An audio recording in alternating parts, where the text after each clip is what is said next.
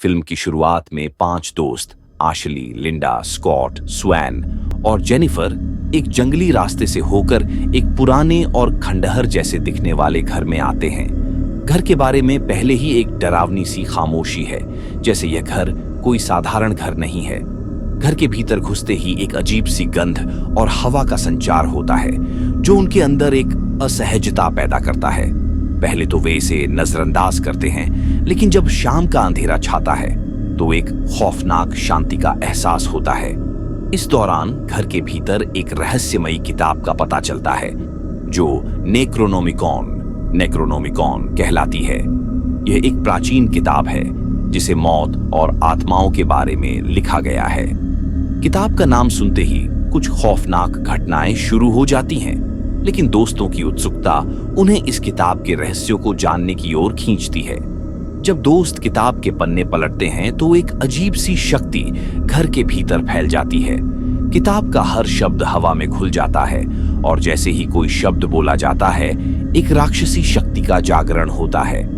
किताब से एक बुरी आत्मा बाहर निकलती है जो इस घर में आने वाले सभी लोगों को अपने कब्जे में लेने के लिए तैयार है। लिंडा, जो फिल्म की एक प्रमुख पात्र है, अचानक बदल जाती है।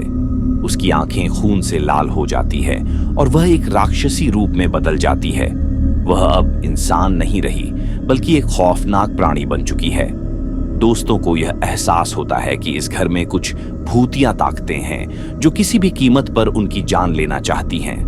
लिंडा को राक्षसी शक्ति का शिकार बना दिया जाता है और वह अब एक हिंसक प्राणी बन जाती है।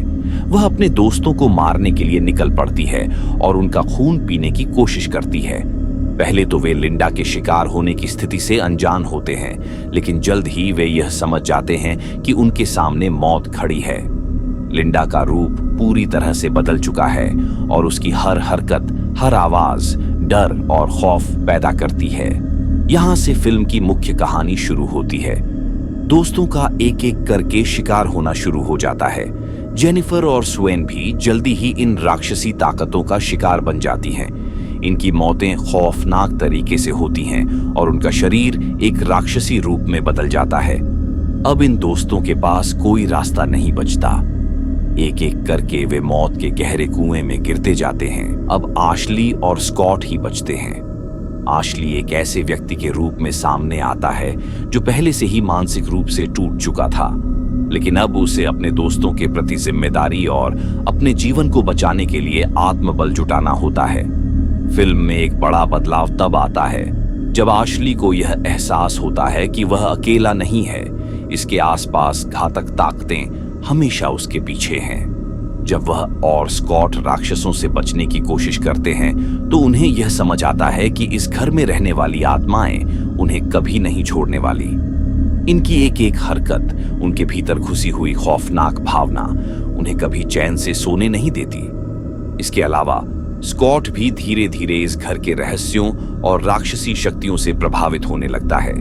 उसकी मानसिक स्थिति भी बिगड़ने लगती है और वह एक ऐसे इंसान में बदलता है जो हर समय मौत के खौफ में डूबा रहता है। 5. आखिरी संघर्ष और घातक मोड़। जैसे जैसे फिल्म आगे बढ़ती है, आशली और स्कॉट की संघर्षों की तीव्रता भी बढ़ जाती है। दोनों को यह समझने में देर नहीं लगती कि इस घर को छोड़कर जाना अब उनके लिए मुश्किल हो चुका है। घर में दाखिल होते ही वे एक ऐसी हद तक पहुंचे हैं जहां से निकलना असंभव है। राक्षसों की ताकतें उन्हें अपनी गिरफ्त में लेने के लिए और भी आक्रामक हो जाती हैं। फिल्म का सबसे डरावना और खौफनाक मोड़ तब आता है जब आशली को खुद को और स्कॉट को बचाने के लिए अंतिम उपाय अपनाना पड़ता है। उसे अपनी आखिरी उम्मीद के रूप में खुद को भी एक खतरनाक रास्ते पर डालना होता है। ये घातक निर्णय न केवल उसकी शारीरिक स्थिति को प्रभावित करता है, बल्कि मानसिक रूप से भी उसे बहुत बड़ा संकट झेलना पड़ता है। 6. खौफनाक अंत, नरक का दरवाजा और मोचन। अंत में आशली अपने दोस्तों की आत्माओं को शांति देने और राक्षसी ताकतों को नष्ट करने में सफल हो जाता है, लेकिन इस दौरान उसे न केवल अपनी मानसिक स्थिति को बचाने की चुनौती मिलती है, बल्कि उसकी शारीरिक स्थिति भी गंभीर हो जाती है। वह हर कदम पर मौत का सामना करता है और उसे यकीन हो जाता है कि उसे इस खौफनाक जगह से बाहर जाने के लिए अपनी पूरी ताकत लगानी होगी। जैसे जैसे फिल्म समाप्त होती है, आशली अंततः नरक के दरवाजे को बंद कर देता है और राक्षसी ताकतों को पराजित करता है। लेकिन साथ ही फिल्म का अंत एक ऐसे ट्विस्ट के साथ होता है जो दर्शकों को सोचने पर मजबूर कर देता है कि क्या वह पूरी तरह से सुरक्षित है या फिर नरक की ताकतें अब भी उसके पीछे हैं। ये फिल्म इविल डेड 1981 न केवल एक खौफनाक हॉरर फिल्म है, बल्कि यह थ्रिल और सस्पेंस से भरपूर भी है। फिल्म की कहानी, दृश्यों और घटनाओं के माध्यम से दर्शक एक ऐसे डरावने अनुभव से गुजरते हैं जो उन्हें आखिरी तक बंधे रखता है। ये फिल्म न केवल मानसिक रूप से भय पैदा करती है, बल्कि दर्शकों को हर घड़ी एक नई चुनौती का सामना करने पर मजबूर करती है।